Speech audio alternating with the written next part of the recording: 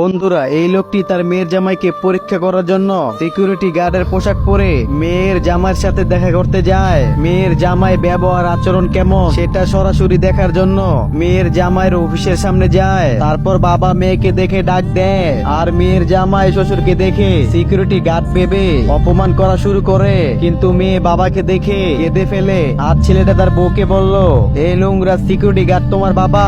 কিন্তু মেয়েটা তার বাবাকে বলল, বাবা তোমার এই অবস্থা কিভাবে হলো? আর মেয়েটার বাবা মেয়েটাকে বলল, আমার ব্যবসা এখন আর নাই, এখন আমি সিকিউরিটি গার্ডের চাকরি করি। এই কথা বলে জামাইয়ের হাত ধরতে চায়, কিন্তু মেয়ের জামাই শ্বশুরের হাত না ধরে উল্টো মেয়েকে মেয়ের বাবাকে অপমান করতে থাকে।